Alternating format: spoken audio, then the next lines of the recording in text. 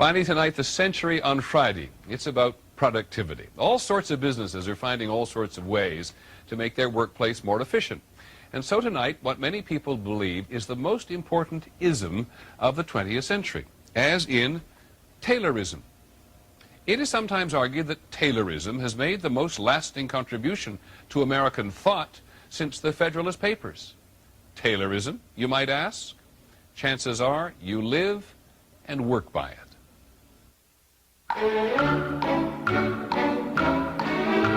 Tonight, the extraordinary impact of Frederick Winslow Taylor.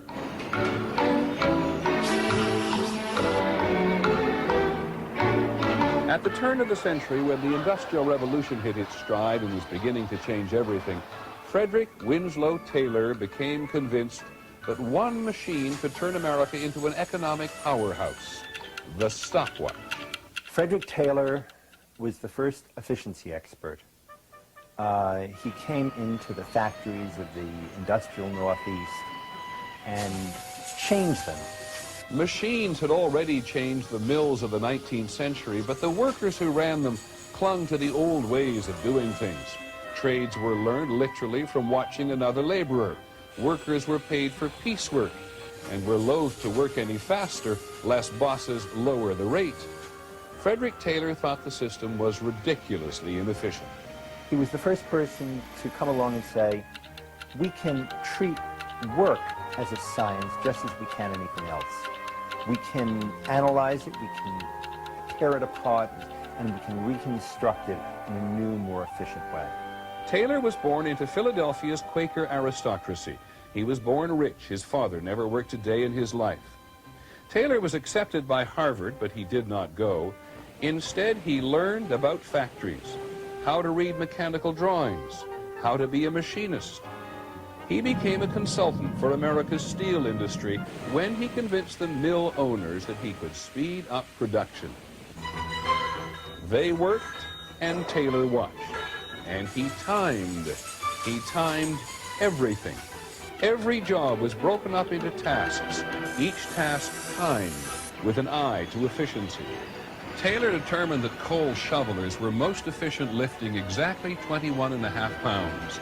Then he designed the perfect, most efficient shovel and a schedule of how many lifts each worker should do every minute, every hour, when they should rest. Productivity soared. The workers hated him. He deprived workers of control over the workplace, over their tools, and over their use of their bodies. Taylor couldn't understand the animosity. He thought surely that more productivity would lead to happier workers who were better paid.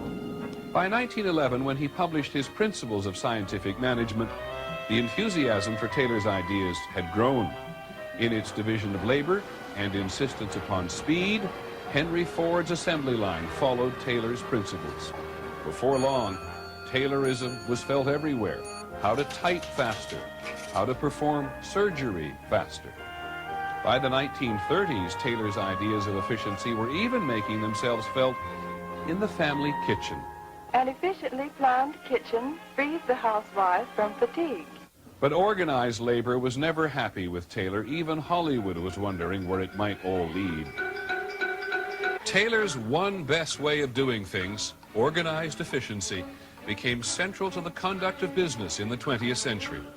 You can see it today on the assembly lines which produce our cars, our computers, our cheeseburgers, even our coffee. New gurus have appeared in the managerial field, but none of them has had the influence of Frederick W. Taylor. That would have pleased Taylor. He never knew the full extent of his influence. He became ill and died in 1915 at the age of 59. It is said that the last thing he did before he died was wind his watch.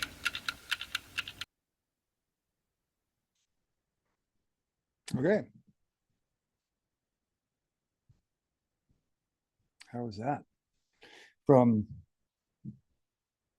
ABC News, report on the century and Frederick Winslow Taylor's one best way. He was assigned an efficiency expert. He's the author of the Principles of Scientific Management. This is why we call it Taylorism today. Most influential or important ism of the 20th century. He was a Harvard consultant for steel manufacturers. He's an aristocrat. His dad never worked a day in his life. So scientific management, the term coined by Brandeis, efficiency, efficiency, efficiency. And this is what the workers actually fought about. This is the source of a lot of labor wars in the second half of the 1800s and early 1900s. Ludlow Massacre, Bisbee deportation, and several others. So organized labor stated there that they weren't happy with Frederick Winslow Taylor because he was treating them like science. He was treating work like science, and then so therefore the human being had to be scientifically managed, which meant authority over the workers' bodies. And so Ford followed along in this model to create the assembly line. Hudson Motor Company also needs to be considered there. Deprived workers of their workplace, their tools, and their labor. So this is the division of labor happening, a huge moment against the rugged individual. So we're going to see today in this broadcast how they take industrial relations, scientific management, and use it to create the Federal Reserve. And really, this is also how he establishes the League of Nations, which eventually turns into the UN. So this is really going back to Moses Dobrushka's Universal Constitution through organized efficiency. And the one thing that they never show you, whoever brings this up, is the actual book. And if they did, they would let the secret out, because here it is. You can see the fasces very clearly, or not so clearly, on there. Okay, this is the book that started it all, The Principles of Scientific Management, Frederick Winslow Taylor. So the bundles of sticks means corporations, and the axe means punitive power.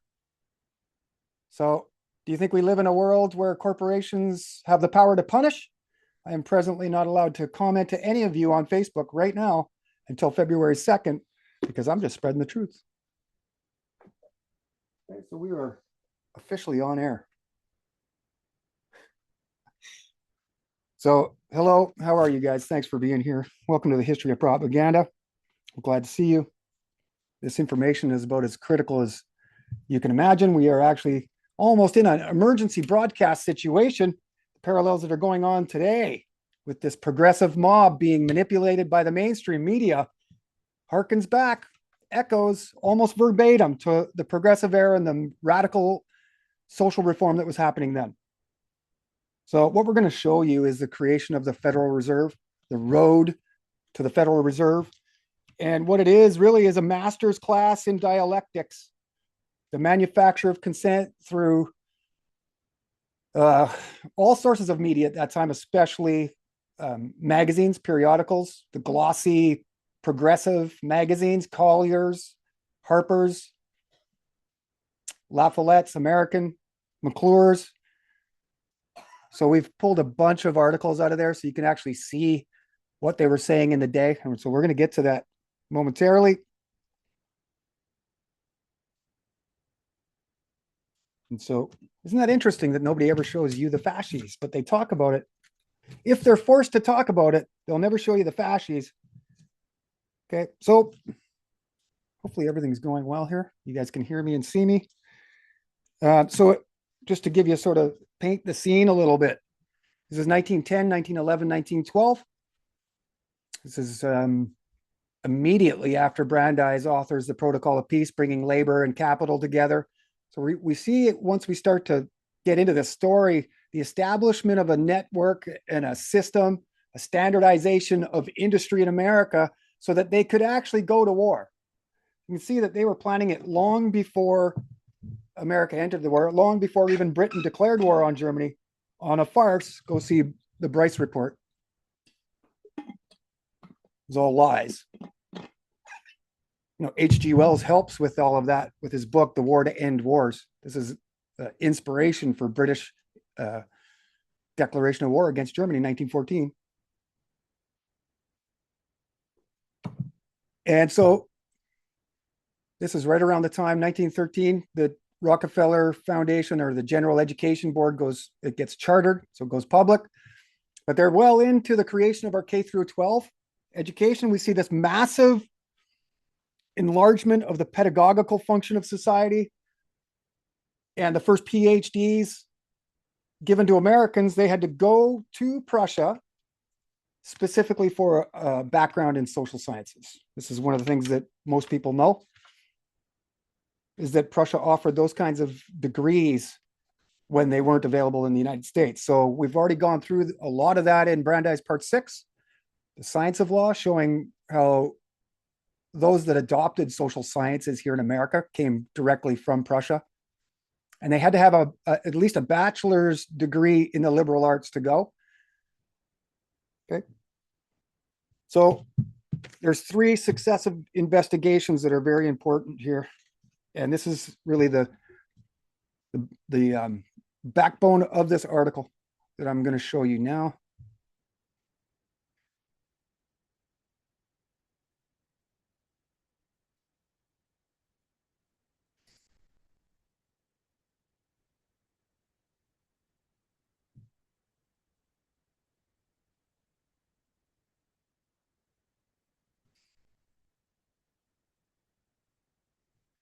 So we're going to get into this article here.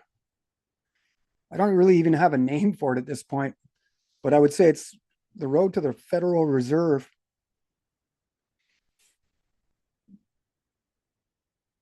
Not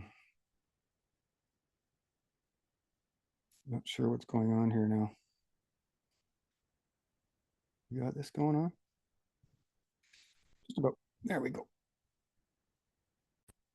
Okay, so you can already see here, we've got some Harper's Weekly front covers from the day that talk about this moment. Okay, we're going to get into that in a second, but what I want to actually show you is a little bit of the background. So you should be looking at Augustus Owsley Stanley. Yes. So he's an American politician from Kentucky. This is the guy that chairs the first of these 3 investigations. They're called the Stanley Committee, the Peugeot Committee, and then the Walsh Commission, or the Commission on Industrial Relations. Okay, so they use the first 2 as a thesis and then an antithesis to create a synthesis. Okay, this is why I say it's a masterclass in dialectics. Brandeis goes back to Germany when he's a young adolescent, right before he goes to Harvard, and he learns all kinds of probably Rosicrucian aspects.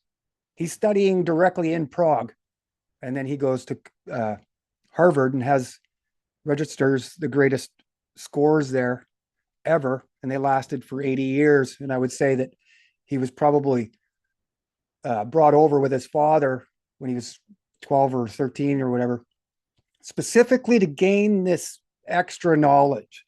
And so a lot of these PhDs we've talked about that went over there to get it were already grown men, but Brandeis actually starts to understand all of this at a young age before he's even at university. So you can see why he started to gain this reputation, because he had all of this sort of mystical secret knowledge based into him. And now, Augustus Owsley Stanley, for those that are probably yelling at me right now, hey, Grateful Dead.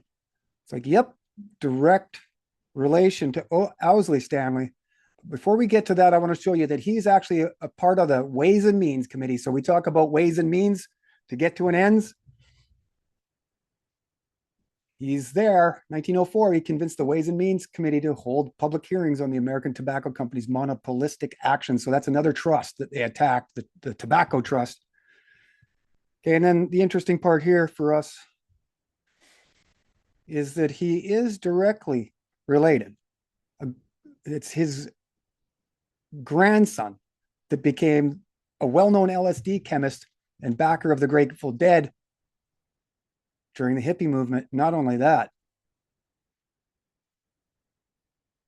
he was a clandestine chemist. He was a key figure in the San Francisco area hippie movement during the 60s and played a pivotal role in the decade's counterculture. People called him Bear. He was the sound engineer for the Grateful Dead, recording many of the band's live performances. Stanley also developed the Grateful Dead's wall of sound.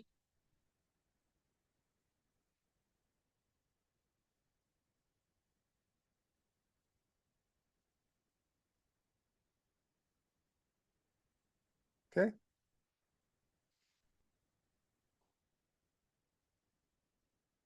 Just some background.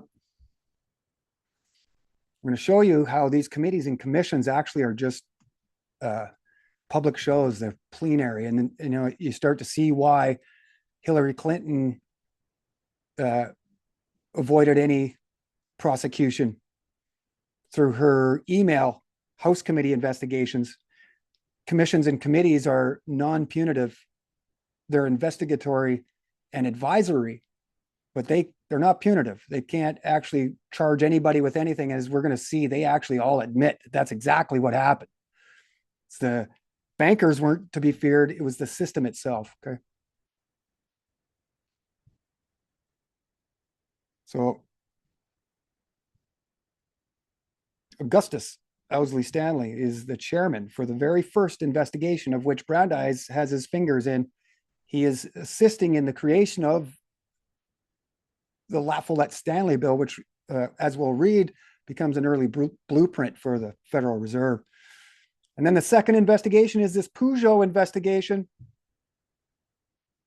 And if you look at the picture of these guys, you can see the one key character here I want you to see is Louis Brandeis's very close Zionist buddy, Samuel Untermeyer, sitting right here. He's lead counsel.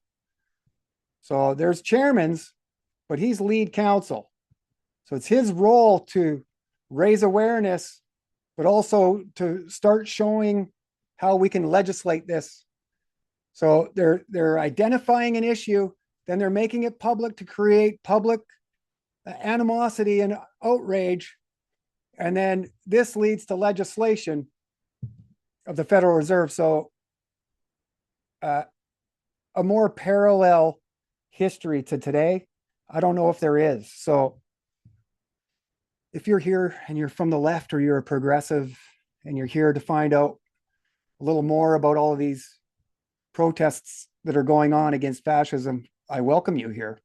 We're going to show you why, and I have shown why progressive Americans were actually the first founding fascists in the lead up to the First World War. Okay, and then this third investigation is called the Walsh Commission, or the Commission on Industrial Relations. This is the investigation that Woodrow Wilson actually gave to Louis Brandeis. Louis Brandeis turned it down, and you'll see why, because he's organizing all three. He's behind the scenes, orchestrating it all. So you can see some names in there, including Brandeis's. You see some of the people on this commission, people that you would generally trust, like Virginia Woolf. But it's often the lies that we cannot detect that fool us. Okay, so we can see some industrial names here. Harriman, the wife of, I believe, E.H. Harriman, or the son.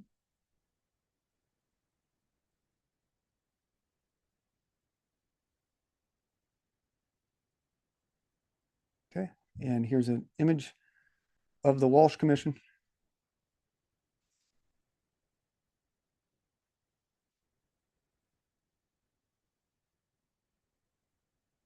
(1912).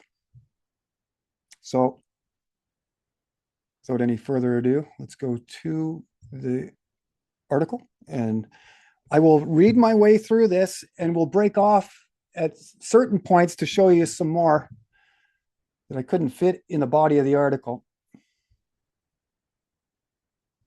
So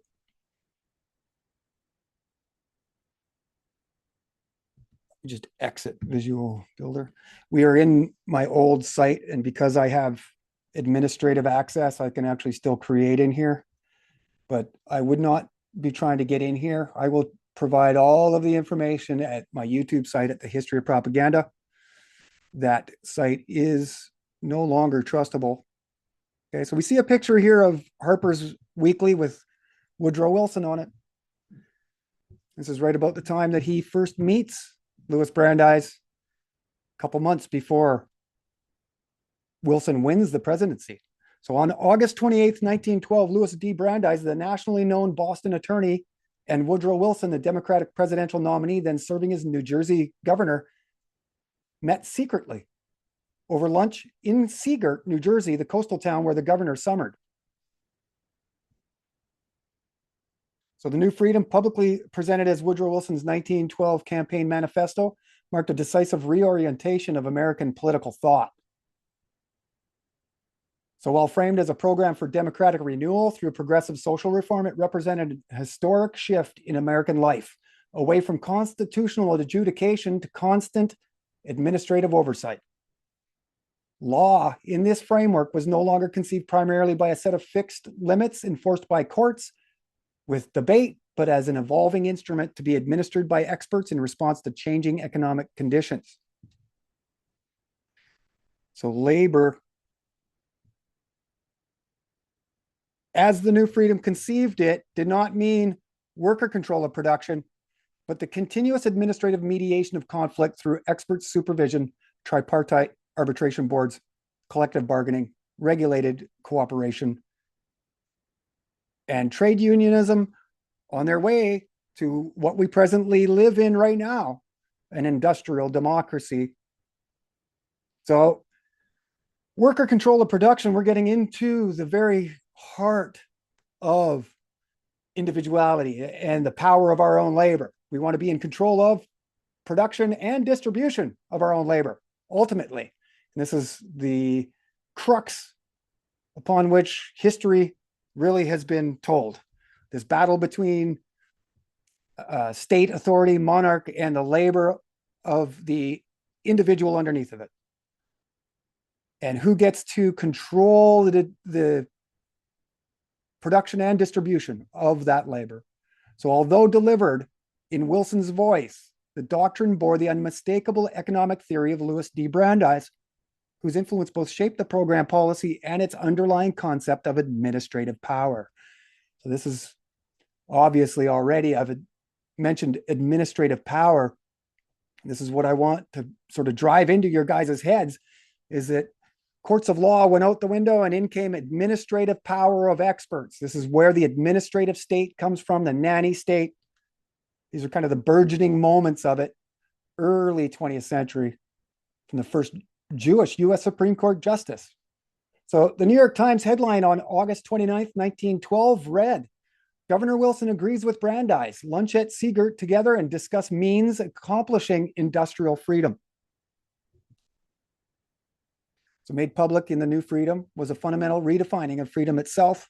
Classic liberalism, formally grounded in fixed constitutional law, limited government, and individual autonomy, was recast as inadequate for the modern changing times. In this framing, the Constitution becomes inverted, no longer seen by the public as a safeguard of liberty, but an obsolete obstacle to effective governance. The biggest threat to liberty no longer was the coercive power of a centralized government, as the Constitution stood against. Now the biggest threat was the coercive power of centralized corporate power, and why I opened with the principles of scientific management and the fasces, for which the New Freedom was designed to regulate. So in less than 3 months from their first meeting, the Democratic nominee for New Jersey, from New Jersey, and Boston attorney would together ride the New Freedom platform all the way to the Oval Office. So less than 3 months after they met, they are celebrating victory in the 1912 presidential campaign. So we're pulling some quotes right out of the New Freedom book. You can see it on the left there. You can see a lot of times the secrets are unveiled in the subtitles. Like if you go to look at Darwin and his book, Read the subtitle. So here, similarly, a call for the emancipation of the generous energies of a people. So this really reminds me of the moment in The Matrix when Neo wakes up in that egg-like pod and he's covered in goop. He has to unplug himself from the system. This is really where they harnessed our energies, the generous energies of the people. We were emancipated from the responsibility of our own energy. So this is nothing short of a new social age, a new era of human relationships, a new stage setting for the drama of life. And I direct you to Carney's speech at Davos. He's basically saying the same thing. That there's a rupture in society and we're going to have to basically build back better. So what Brandeis tabled for Wilson under secrecy, surrounded by the sea, this is what Seegert means, was a new organization of society. His plan called for the redefining of the US Constitution. The new freedom presented an end to old world ways and demanded a new forward-focused scientific approach to the governance of society. New definitions of freedom, liberty, liberalism, and democracy, and republic, and competition, and spirit were being forged in the, quote, heat and tumult of Reconstruction, end quote. It was nothing short of a, quote, new declaration of independence, end quote. So all from that book on the left, New Freedom, published 1913, along with all of the other books that said the new democracy, the new republic, the new competition. They're all released right within 12 months of each other.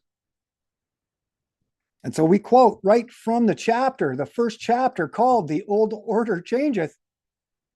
Quote, the old order changeth under our very eyes, not quietly and equably, but swiftly, and with the noise and heat and tumult of Reconstruction.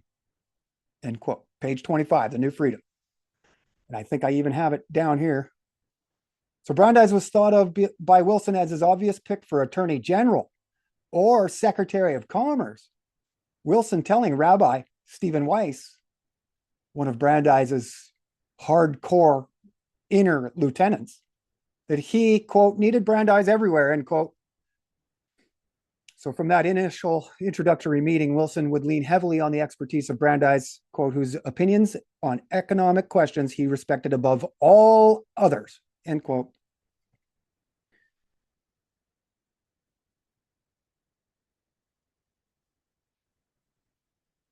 So from Colonel House's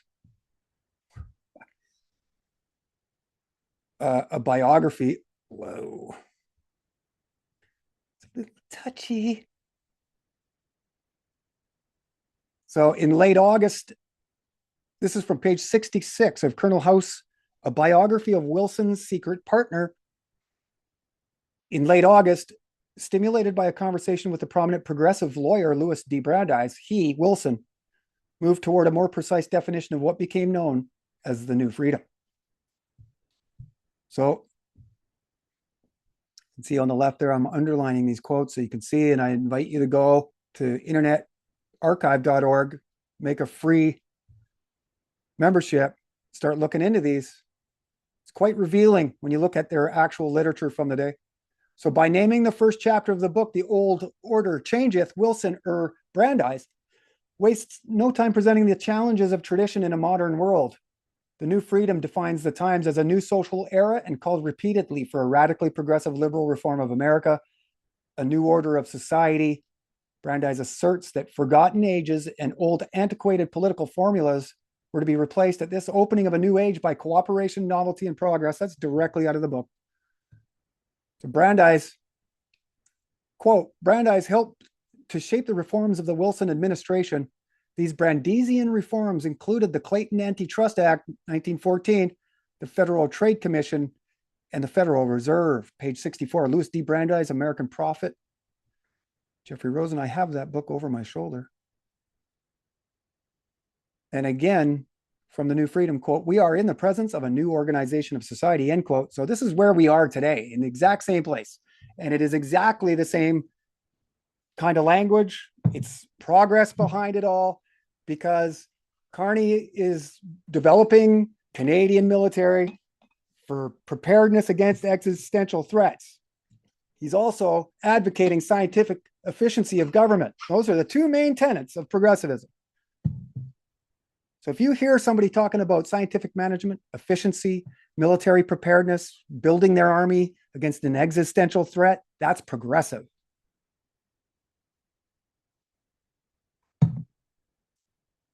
So the Federal Trade Commission, quote, after Woodrow Wilson won the 1912 election, he asked Brandeis to recommend specifically how to solve the problems of the trusts.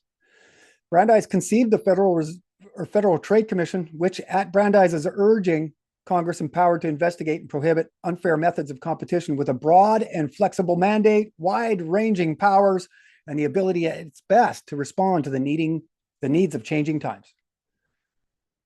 Okay, so the new freedom included not just the Federal Reserve, but the Federal Trade Commission. This is who was going to regulate competition. But it also includes the first graduated income tax and a complete overhaul of social institutions. It's an installation of progressive, radical reform.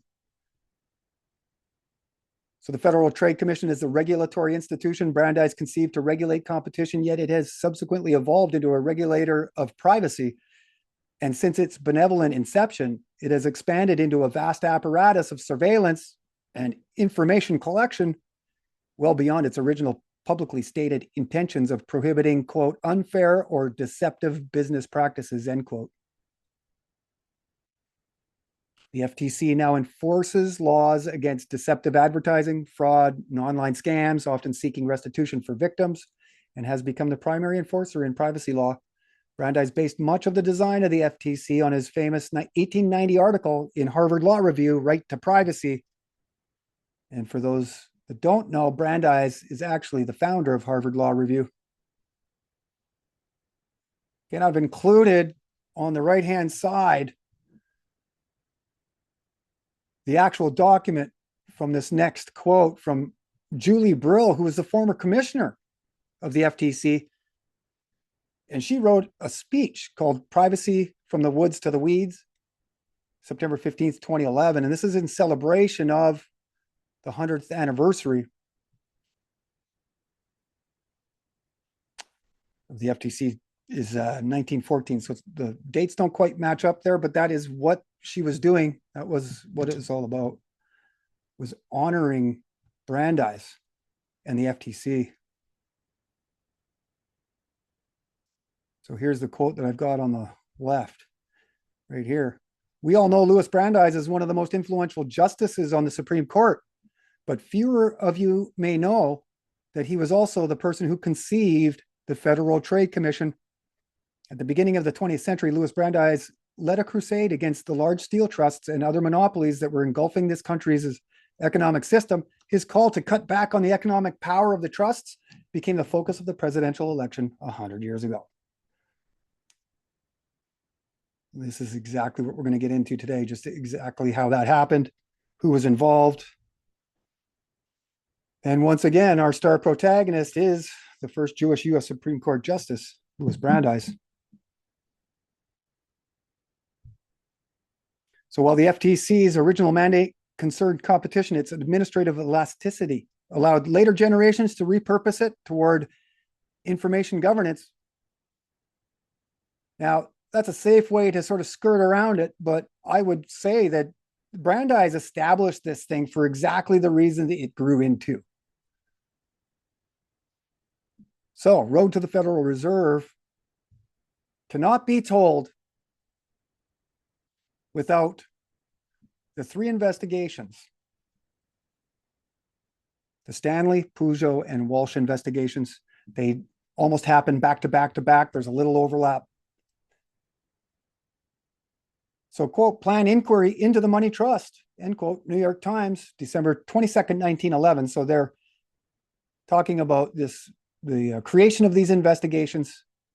This is talking about the creation of the Stanley Committee. Okay, so Charles Lindbergh Sr. was one of the early and most publicly outspoken critics of the trusts and had been pushing for a congressional inquiry when on May 29th, 1911, House Resolution Bill 314 was finally passed. From that beginning, quickly followed the three investigations: the Stanley Committee 1911 to 1912, the Peugeot Committee 1912 to 1913, and the Commission on Industrial Relations, or Walsh Commission 1913 to 1915. These are the moments the world, at least in America, completely inverted. So what the historiography often treats as three separate investigations in fact constitute a single staged dialectic, each inquiry answering the insufficiencies of the one before it, and taken together, they form a coherent Brandeisian sequence: exposure, diagnosis, administrative synthesis, problem, reaction, solution.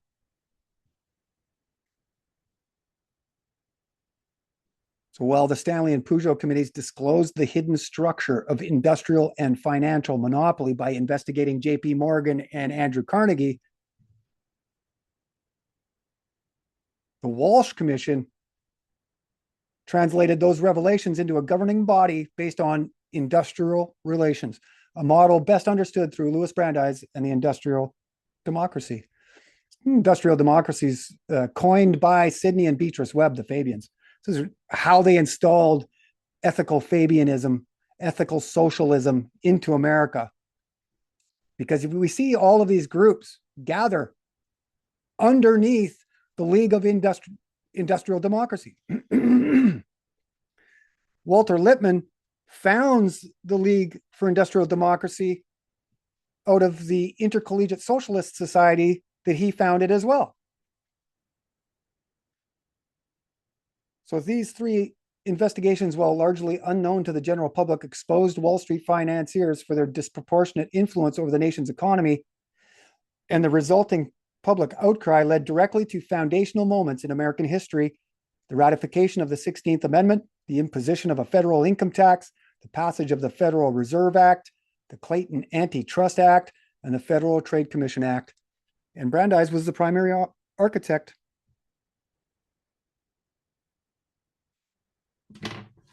So here's one of those moments I think I'm going to digress for a moment.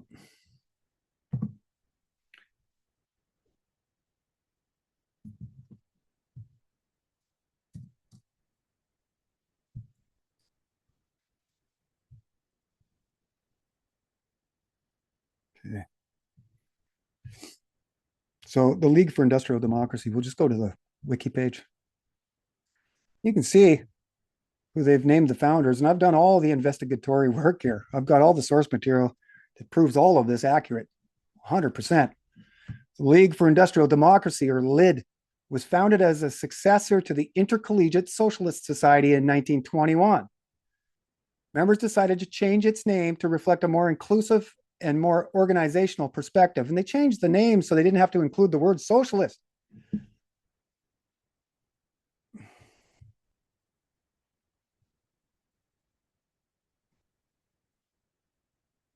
The ISS, the Intercollegiate Socialist Society, was a socialist student organization active from 1905 to 1921.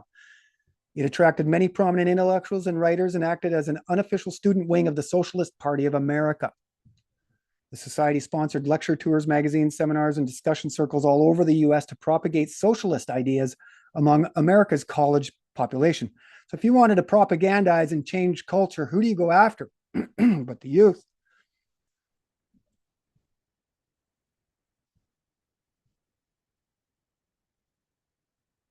So the group expanded into a philosophy in the 1920s that did not focus exclusively or even primarily on college students. To symbolize the shift in emphasis, the group changed its name to the League for Industrial Democracy.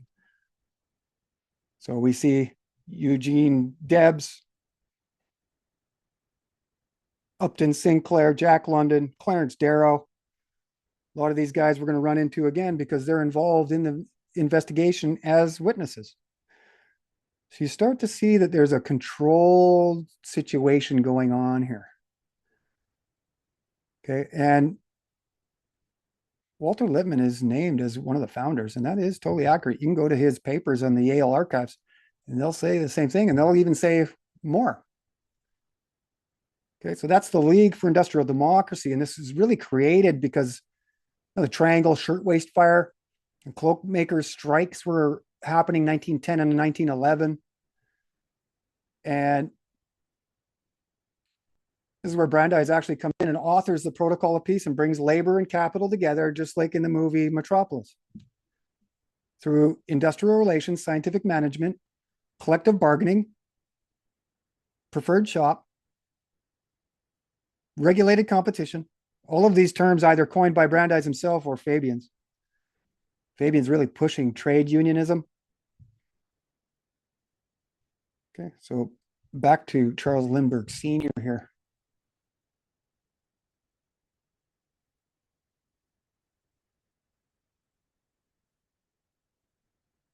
Okay, so Stanley Committee as a thesis to show the issue, to present to the public the problem.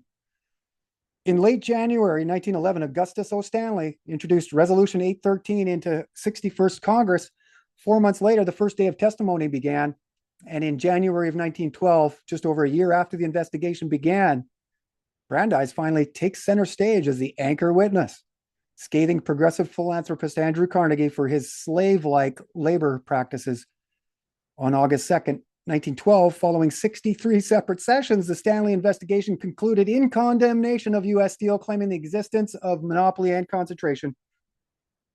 Yet nobody was prosecuted. Nobody ended up at the Justice Department. And from the headlines of the New York Times, January 31st, 1912, quote, "Steel trusts slaves, Brandeis declares," end quote. So the Stanley Committee provided the revelation, the moral indictment. It made visible what was only suspected before, while revealing at the same time the limits of traditional adjudication. So if Stanley demonstrated that monopoly existed, then Peugeot could demonstrate it could not be prosecuted, only administered. History clearly shows not one conviction followed. Brandeis, like he did with the Taylor Society, set the conceptual vocabulary that would literally, he's coining the terms, that would govern the subsequent inquiries, this time coining terms interlocking directorates, bigness, and combining them with terms coined by Sidney and Beatrice Webb, industrial relations, industrial democracy, and collective bargaining, as I said. So where does the progressive era, the Progressive Party first start? It's a great question. One of the most important questions of this century. And it starts right here in a magazine article by La Follette's, where he signals the beginning of a great movement. These progressive senators perfected the Progressive Republican League, and it turns into the National Progressive Republican League. So now we have to actually digress one more time, because that initial Republican Progressive League was founded by Richard Washburn Child. Now, if you've been watching my work, you know who Richard Washburn Child is, this handsome fascist, one of the original fascists. He is the US ambassador to Mussolini, JP Morgan representative, widely known in the day as a fascist, along with Thomas W. Lamont, both JP Morgan representatives, and JP Morgan himself. So a little background, we go to his grave, find a grave site. And what do they say about our friend here, Richard Washburn Child? Well, he's an American author and diplomat, which means intelligence agency or agent. Okay, so Child went to Harvard University Law School. This is one of the major connections, Harvard Law, for all of it. Harvard, 1636, it was founded. 120 years before America itself. So he graduated in 1906 to become a business lawyer. Child founded the Progressive Republican League in Massachusetts, a forerunner of the Progressive Party. During World War I, he worked first as a correspondent in Europe and Russia, then for the US Treasury, writing propaganda. In 1916, he published a book calling for US investment in Russia. After the war, he became editor of Collier's Weekly. This is where propagandists go, to the progressive magazines. So in 1919 and 1920, Francis X. Bushman and Beverly Bain successfully toured the play, The Master Thief, based on a story by Child. In 1920, he wrote campaign material for presidential candidate Warren G. Harding, who rewarded him with the ambassadorship in Italy from 1921 to 1924, where, among other diplomatic activities, he encouraged Benito Mussolini to start his march on Rome. As he records in his memoir, A Diplomat Looks at Europe, and I have read that. I have read Mussolini's My Autobiography, and I've read The Doctrines of Fascism. And Richard Washburn Child is either the editor or the ghostwriter of all three.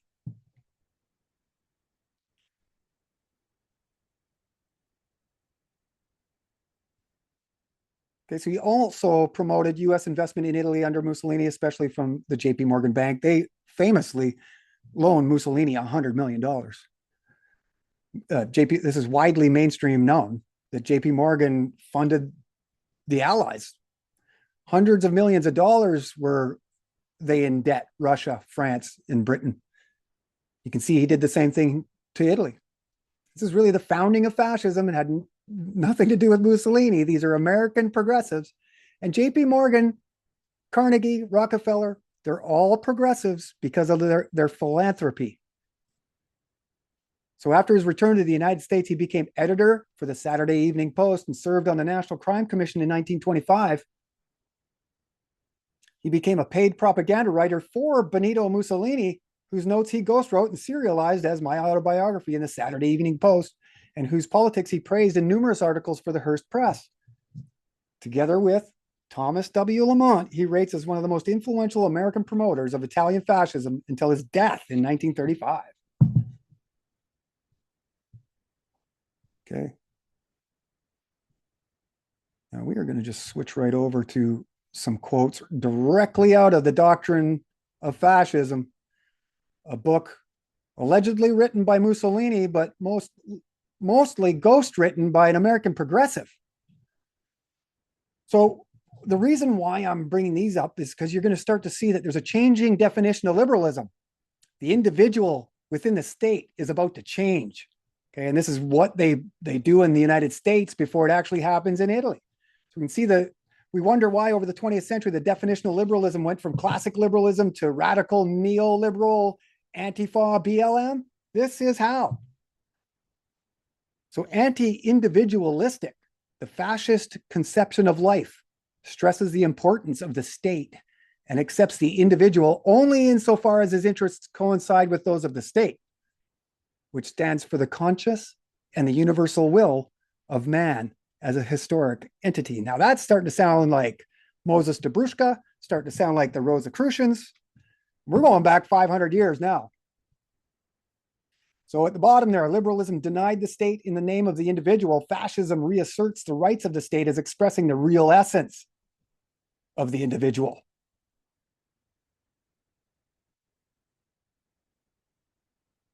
So the fascist conception of the state is all embracing. Outside of it, no human or spiritual values can exist, much less have value. Thus understood, fascism is totalitarian, and the fascist state a synthesis and a unit inclusive of all values, interprets, develops, and potentiates the whole life of a people. So we're starting to see that there's parallels and rhyming going on here between Italian fascism and American progressivism. Fascism recognizes the real needs which gave rise to socialism and trade unionism, giving them due weight in the guild or corporative system in which divergent interests are coordinated and harmonized in the unity of the state. So from page 26, if the 19th century was the century of the individual, the classic individual, we are free to believe that this is the collective century and therefore the century of the state. Now, he famously gifts to America a 2,000-year-old Roman column called the Balbo Monument. And the leader of the black shirts bring it over on a transatlantic flight in the 1920s when that wasn't really easy. Hand delivers it to Chicago as part of the Chicago 1933, Century of Progress World's Fair. So you have Mussolini talking about the century of the state, and he gets this 2,000-year-old column from Rome, all roads lead to Rome. And it still stands in Chicago. You can go look at it today. So with all this woke crying of fascism, it's interesting that that statue still stands. Okay, and so quickly, we're going to just cover this too. This is the second page of La Follette's Progressive, the announcement of the founding of the Progressive era. And on the second page, we see Louis Brandeis. For whatever reason, his is the only picture that needed to be copyrighted. But we can see Ray Stannard Baker, Frederick C. Howe, Confessions of a Reformer, Gifford Pinchot, Bollinger. This is where Brandeis really affiliates with Roosevelt as well as counsel. Okay, so this is straight out of La Follette's page 8. You can go to Hathi Trust, and other archive sites and look at this for yourself. It exists and it is real. Okay, so let's jet back to this article quickly.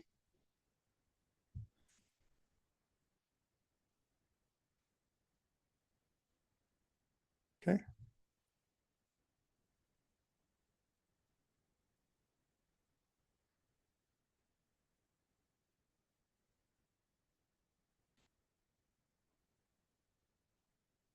So there's our friend Robert La Follette, one of the founding progressives in America. His hair is somewhat subdued in that picture. If you see other pictures of Robert La Follette, his hair is wild. So Brandeis' testimony setting the foundations for all three investigations, using them as a progressive bullhorn towards his own banking reform scheme. Brandeis not only offered witness testimony for the Stanley Committee, he also worked closely with both Augustus Stanley and Robert La Follette in drafting the La Follette-Stanley Bill, the early blueprint for Clayton Antitrust and the Federal Trade Commission. Now, they all openly opposed the Aldrich Plan. We're going to get into that in a moment.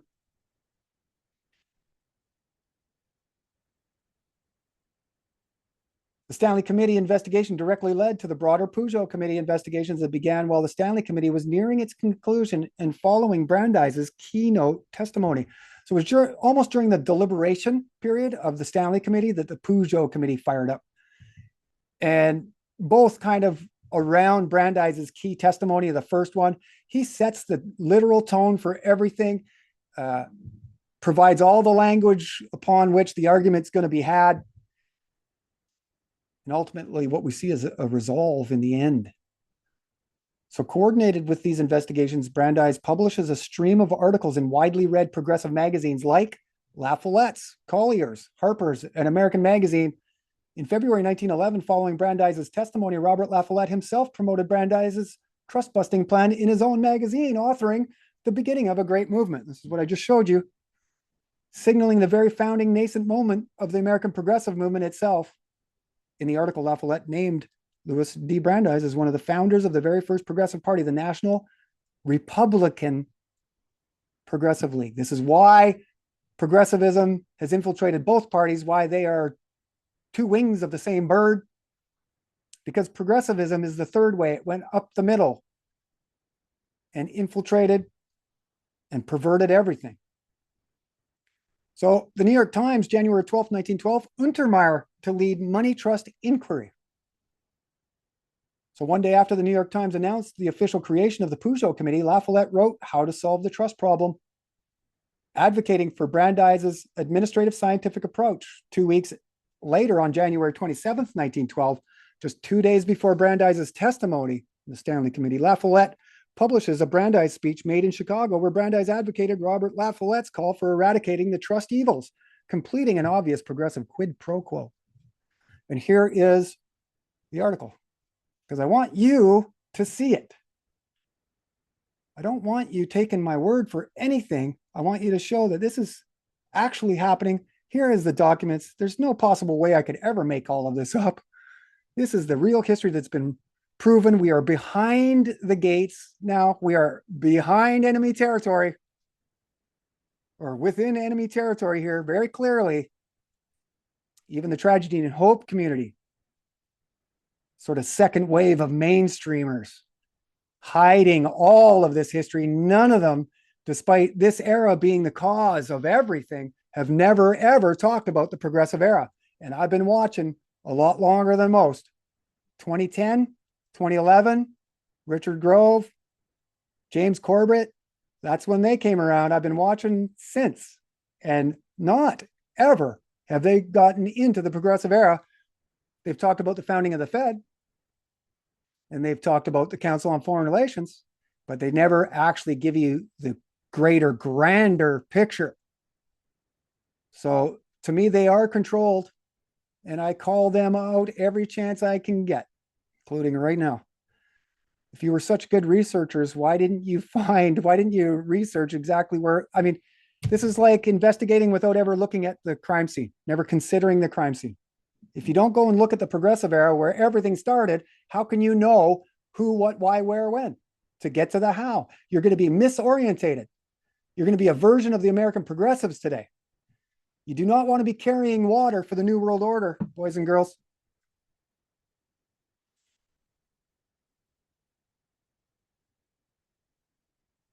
So on February 3rd, 4 days before the Peugeot Committee officially opened, La Follette publishes Brandeis' testimony from the Stanley Committee. And on February 24th, La Follette once again promote Louis Brandeis in What of the Steelworker? If anybody wants any of these, I can give them to you, but they're pretty easy to find. All of this is easy to find. You just have to know the archive. So internet, archive.org, Hathi Trust, Hathi,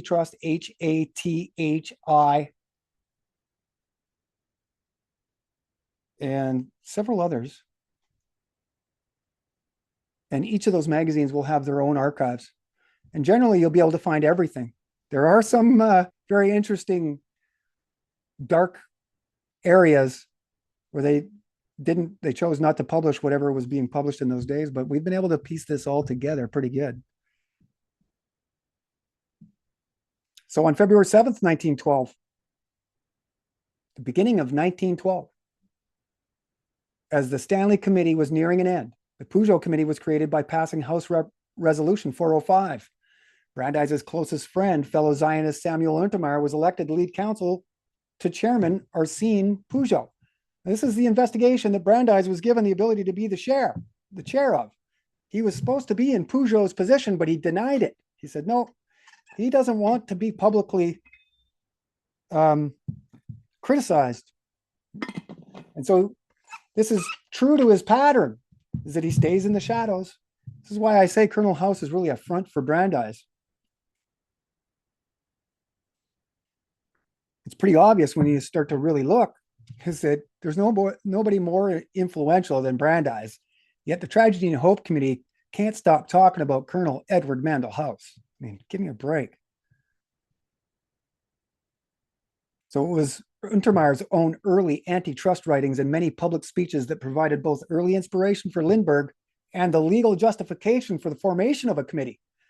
Untermeyer wrote Lindbergh letters of encouragement during Lindbergh's congressional fight, urging him to continue fighting for an investigation.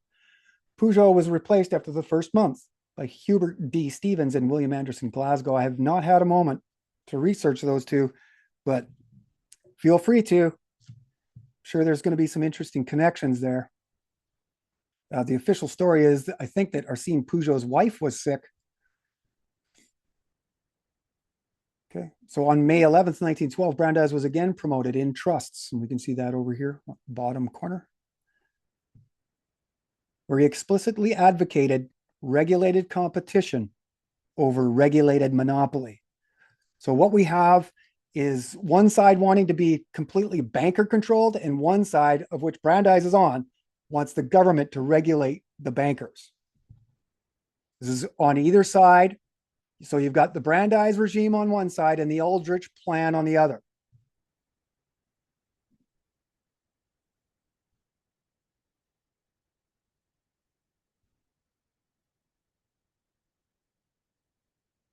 Thus entering into the public consciousness, the two sides of the dialectic framing our choices between two arguments from which both result in a new central banking system. The only question being who would run it, who would control it. Certainly it wasn't going to be the people. So quote, and we need for the enforcement of the Sherman Law, a regulation of competition, an administrative board with broad powers. Page 18, a solution to the trusts, Brandeis. So according to Brandeis, the Sherman Law, which was first established in 1890, needed amending. Missing was, quote, efficient judiciary machinery, end quote, and a, quote, administrative board with broad powers, end quote. A more ambiguous mission statement, I don't know if there's been. So it is an historic move in American history. One could say an antinomian shift in power of authority from traditional courts of law to a new administrative law. Persistent surveillance, full spectrum dominance, total information awareness. From inefficient judicial insight to efficient and expedient expert governance, and La Follette, Untermeyer, Lindbergh, and by late summer 1912, Woodrow Wilson were all aligning with Brandeis on unprecedented, many said radical, national economic and financial reform. There's Brandeisian banker management, why it has failed, a lesson from the New Haven, and he's talking about the New Haven rail case. It's where he popularizes scientific management and famously says he'll save the rail company $1 million a year or a day. Basically, Elon Musk came out with his chainsaw and said the exact same thing. This is why history isn't just repeating or echoing, it's verbatim. So a little more than 2 months before the Fed Act was passed, Brandeis ramps up his efforts, once again setting his sights on the trusts, authoring the largest series yet in another high circulation magazine that ran from August 1913 to January 1914. So this is spanning the creation of the Federal Reserve now. Federal Reserve was created in December of 1913, 2 days before Christmas. And he writes a few articles after. So this time Brandeis teams up with his progressive confidant and editor of Harper's Weekly, Norman Hapgood, to publish 12 articles meant to gain final public acceptance for the Federal Reserve. And so Harper's Weekly ran the first of Brandeis's critiques on August 16th, 1913, and Brandeis wastes no time setting his argument, pointing his finger directly at Wall Street and specifically J.P. Morgan from J.P. Morgan and Company, George F. Baker from First National Bank of the City of New York, or Citigroup today, and James Stillman, National City Bank, also Citibank. So those two merged in the 50s into Citibank. And today there are only 4 banks in the United States. JP Morgan is the biggest. There was like 23,000 banking institutions prior to this, and now there's 4 today. So you want to talk concentration. Did Brandeis do anything to prevent concentration if we are sitting here today almost ultimately concentrated? The only question is motivation, intent. Was he doing it deliberately or was it by mistake? Either way, he has proven himself inadequate. So Harper's Weekly ran the first of Brandeis's critiques on August 16th. The failure of banker management, Brandeis offers a refute to recent Morgan-controlled newspaper editorials calling for no government intervention of the banking houses, creating, at least in the public eye, 2 opposing factions. Now, they're Phi Beta Kappa, Brandeis, Phi Beta Kappa, JP Morgan, Taft, these guys that are actually opposing Brandeis, they're all fraternal brothers. So on September 7th, 1912, Brandeis authors the first in another series of articles, this time in the larger circulation of Collier's Weekly, beginning with Monopoly. And on August 5th, exactly 1 month before Wilson would be elected president, Brandeis publishes Concentration, showing disproportionate wealth being held by an alarmingly small number of men on Wall Street. So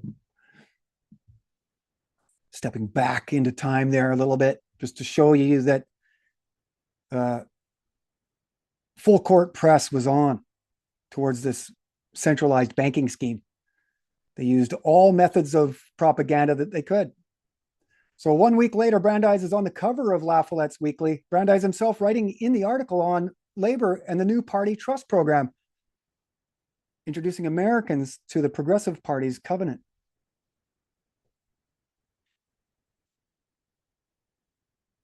So from Louis Brandeis, Big Men and Little Business from Harper's Weekly, quote, the Sherman Law should be supplemented both by providing more efficient judiciary machinery and by creating a commission with administrative functions to aid in enforcing the law. When this is done, a long step will have been taken towards securing the new freedom.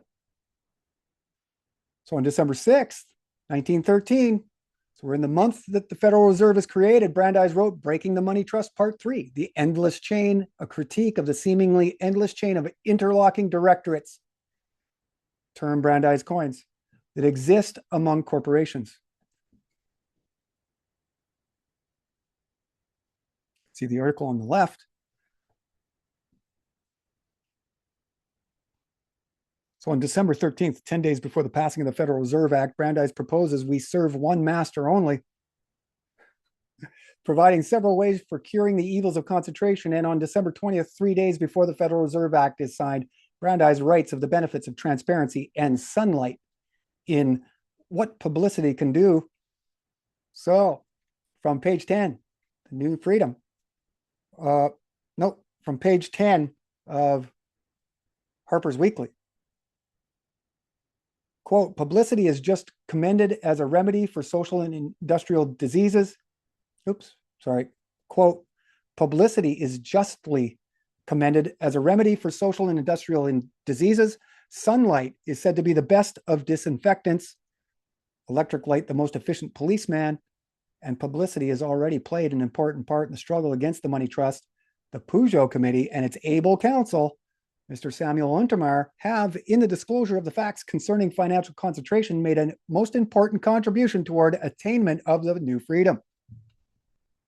So there he is, commending his close Zionist buddy, Samuel Untermeyer,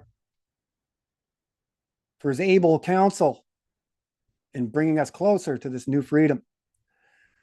So Brandeis' article often cited the work of the Peugeot investigation, even commending Untermeyer's able counsel. The Harper's Weekly articles directly addressed the very public concerns Brandeis' Federal Reserve Act sought to remedy: unchecked banking power, lack of transparency, inadequate public safeguards. And his quote about sunlight is super famous. You may even start to hear it being cited today because they are citing his right to privacy right now in establishing new administrative law. And what they're doing is that they're pushing Brandeis out. And so much like we went from courts of law to administrative law, we are now going to go from administrative law to an algorithmic law, a self-regulated system with nobody to blame, headed by PayPal Mafia, especially Elon Musk.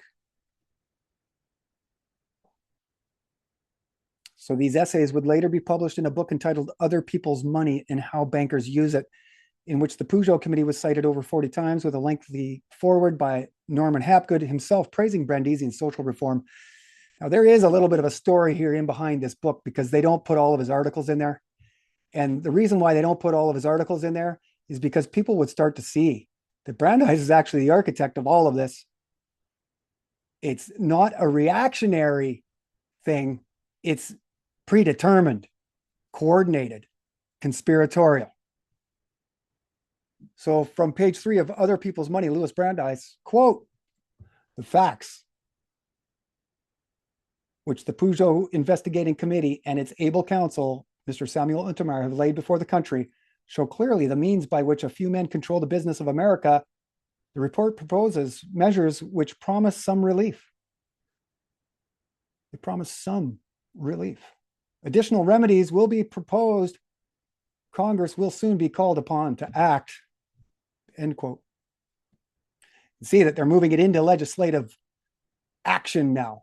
So they created a problem and now they're going to legislate it. And so this is classic Brandeisian tactics of identifying an injustice, demanding redress, and legislating it, making it real through regulation, through law. So Lindbergh Sr., La Follette, Untermeyer, and Brandeis were all vocal critics of laissez-faire, all singing in harmony against the proposed Aldrich Plan for a centralized banker-controlled Federal Reserve. Their speeches mirrored each other, arguing the Aldrich Plan blatantly favored Wall Street and did little to curb concentration. This suggests a certain level of strategic coordination regarding the final drafting of the act, not only between Brandeis and Untermeyer, but with those who were publicly in opposition, JP Morgan, Carnegie, Baker, Stillman. In fact, as we will see later, these bankers are invited by the committee to lend their expertise in creating this new financial system. The very men that were exploiting it were actually called in to help. Now that sounds like the 2008 stock market crash that was sidetracked by Occupy Wall Street.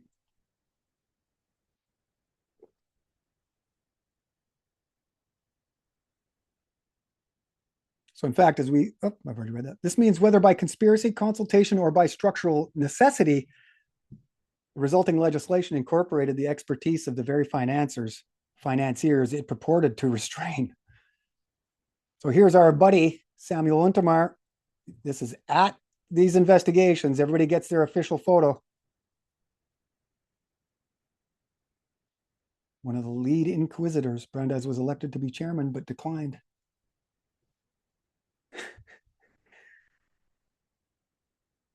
They've never had your public or your interest at heart. This is one thing that people got to start to understand. Like today. Shortly put, the early opposition to the money trusts raised by all four men supplied the political and public urgency for reform. Lindbergh's initial bill catalyzed. LaFollette and Untermeyer's congressional investigations supplied the evidence. Wilson's presidential authority supplied the executive realization. And all along, Brandeis supplied the foundational theory, oversight, and final codification. No other figure had anywhere near the eminence grace of Brandeis. No one else had the breadth of knowledge and experience, his influence incomparable in both public and private spheres. This is why he was the sage advisor to all. So in the end, the Peugeot Committee, like the Stanley Committee, concluded sufficient just cause, and the shocking admissions of especially George F. Baker and JP Morgan made for sensational headlines that fed a growing public fear of not the bankers themselves, but the system. This is a key straw man, a shift of blame. So the committee determined the problem was systemic, not criminal. The result was an entirely new American financial model, no longer based on tangible gold, but on a fiat currency with a fractional reserve aspect that removed lending restrictions and once again allowed bankers renewed opportunities for speculative expansion. So speculation, usury, these are some forces that have been greatly detrimental to the power of the West. Introduced was a new credit-based administrative system, a concept whose moral and regulatory justification was articulated most coherently and persistently, if not wholly conceived by Brandeis. There's George F. Baker, First National Bank of City of New York, today Citigroup, of whom I worked for many years ago, quit when I saw 9/11 happen. So from House Committee, New York Times article, Say Money Trust is now disclosed, January 12, 1913, quote, there is no agreement existing among these men that is in violation of law. But the investigation will discover what is, to my mind, a very large and great danger, an insidious condition, and one, the perils of which it seems to have been much underestimated, end quote. You can see they're already shifting away from blaming these bankers, blaming the system. Therefore, then the system needs to be changed. So, quote, thus, the Peugeot Committee members feel that they have made sufficient progress to justify a preliminary report to the House. In this document, they will suggest no certification of men or interests over to the Department of Justice for prosecution. They will hold that the remedy must be found in another direction. The committee will picture the money power it has found, will say that its further growth would be a menace to the welfare of the country, and will recommend legislation to curb the power of the dominant financiers. It is believed that this is the psychological time to take up this question. First, because the banking and currency laws are about to be revised, and second, because Mr. Morgan, Baker, and Stillman, the three dominant figures in the concentrated money power, are regarded as having such high character that their advice will be of value in connection with such remedial legislation as may be recommended. That is straight out of the Peugeot Committee final report. Here's Walsh. These are taken right outside probably the Shoreman Hotel where all these investigations happened. So the first personal meeting at Seagirt between Brandeis and Wilson happened on the same day as the start of the Walsh Commission investigation. And while it may be the first time Wilson had personally met Brandeis, the Boston attorney's reputation certainly preceded him.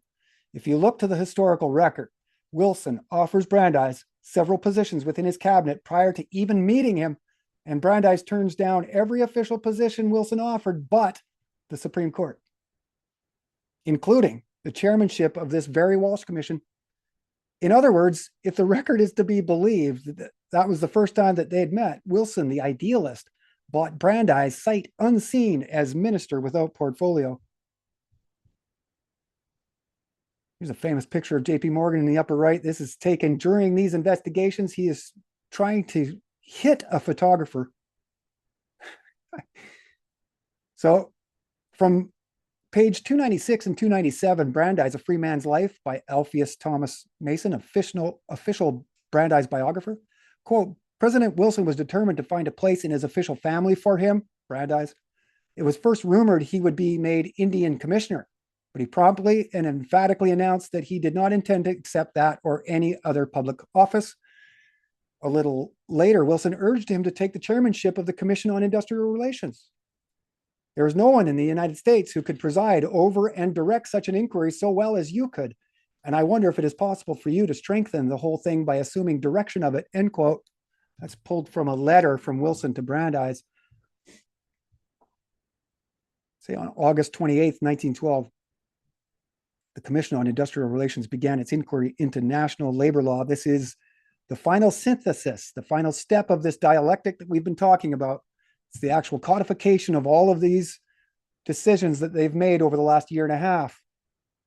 So this was for Brandeis the opportunity to finally initiate and legislate into reality on a federal level through his personal relationships with Wilson, or through the exploitation of Wilson,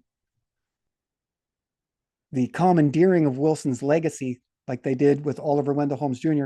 and several others, going back to Jefferson.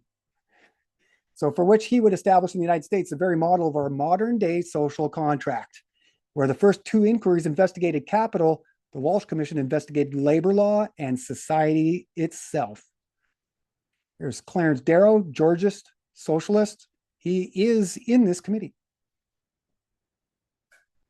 So in the previous chapter, we witnessed Brandeis bringing together employer and employee under scientific management, industrial relations, the preferred shop, and efficiency, setting precedent in regional labor law cases. Now we see being overlaid the federal responsibility, a new regulated competition. As we can clearly see today, in the end, the investigations did little to curb monopolization, or what they called in the day, Morganization. Yet there was set in place a framework for labor law and a workforce model still completely dominant in our world today. So the Federal Reserve has served its purpose. Creation of the Federal Reserve, often cited as happening in secret on Jekyll Island in 1910 between Aldrich and a clandestine group of industrialists that included George F. Baker and JP Morgan senior partner Henry Pomeroy Davison.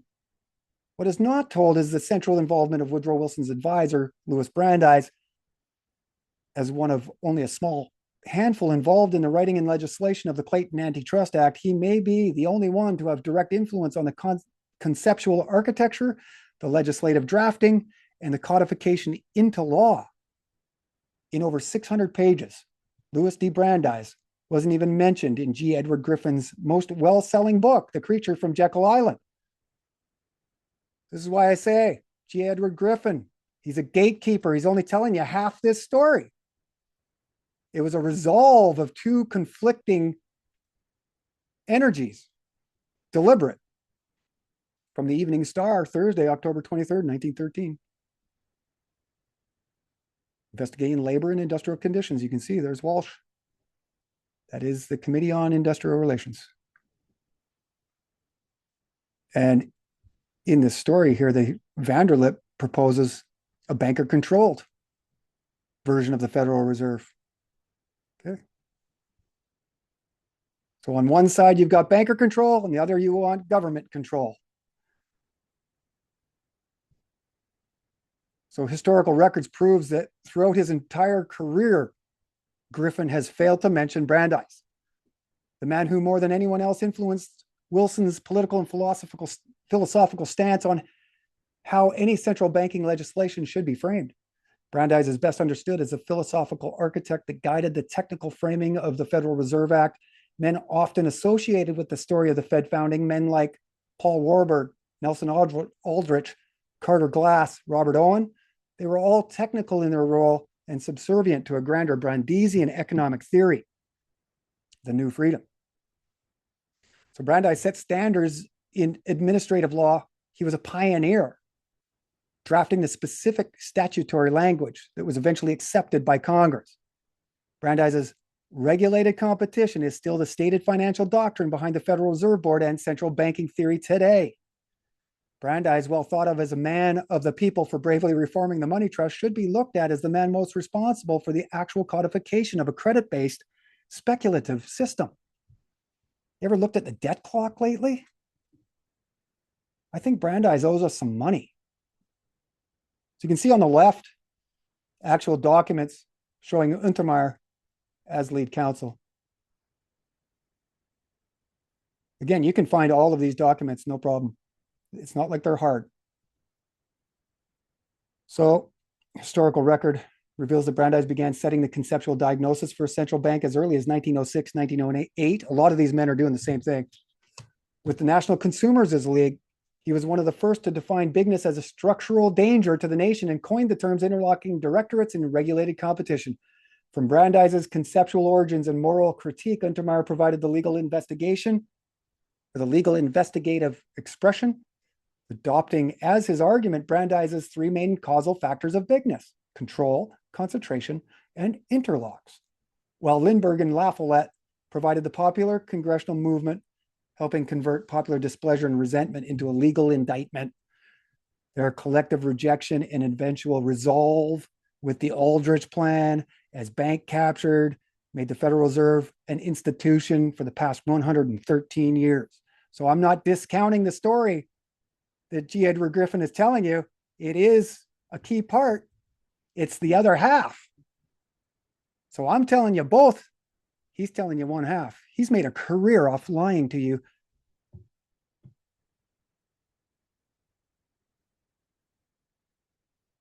While the Jekyll Island story includes key players like George F. Baker, J.P. Morgan, Representative Henry P. Davidson, and Paul M. Warburg, they compose the other side of the Federal Reserve argument. Griffin only telling half the story and therefore is negligent in his failure to make Brandeis complicit.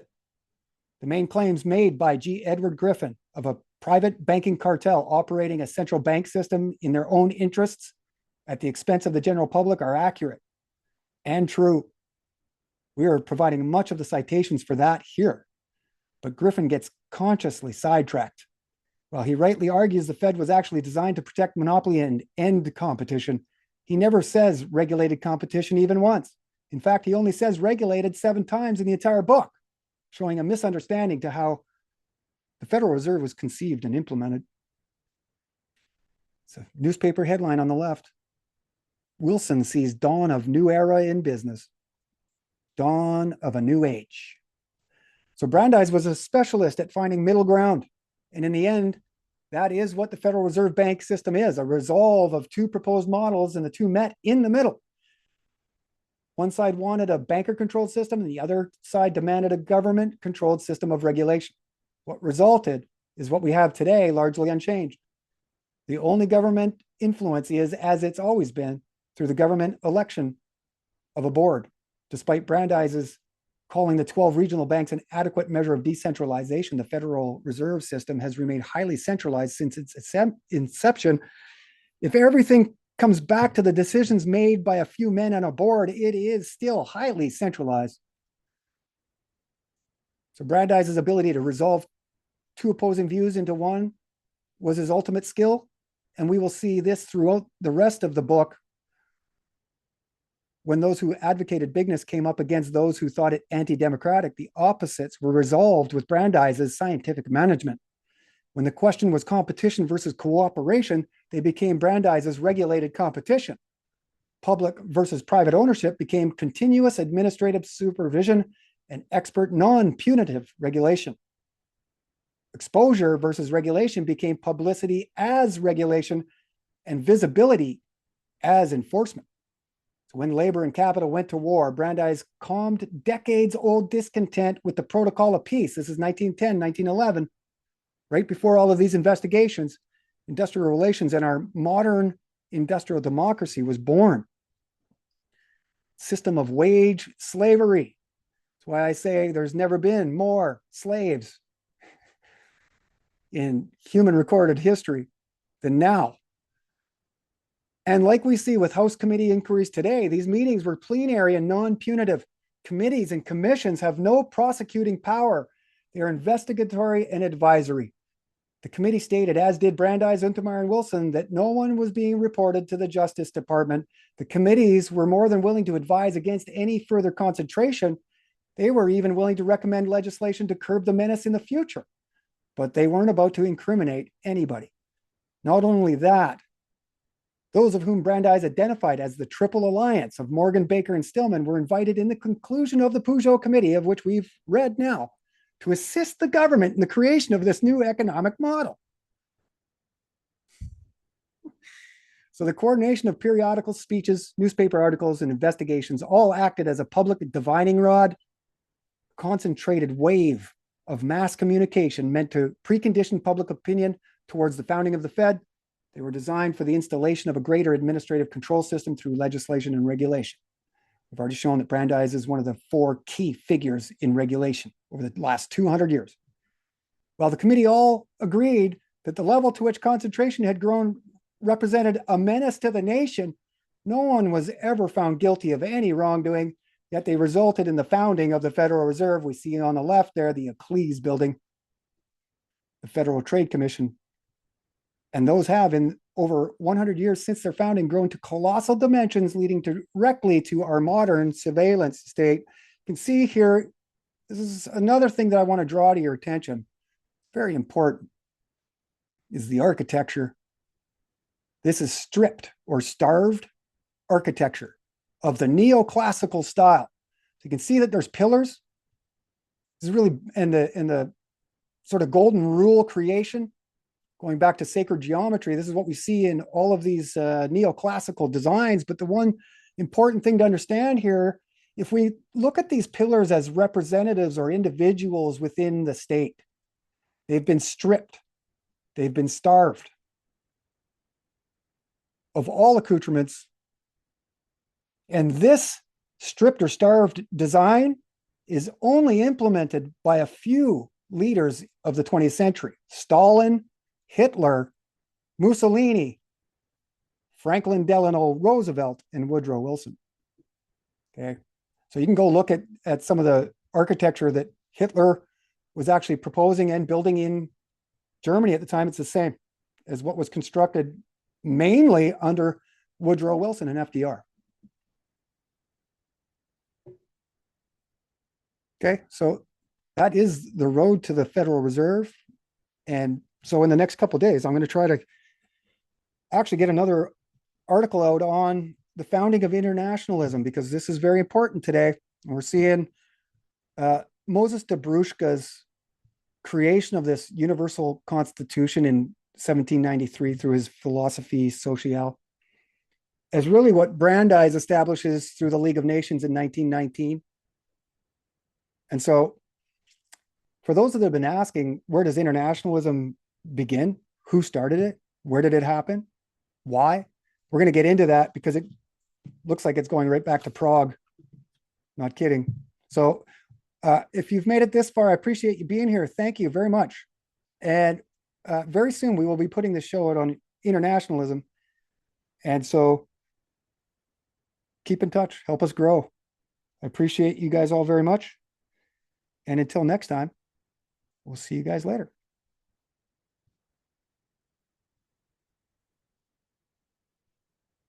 Where'd my record button go?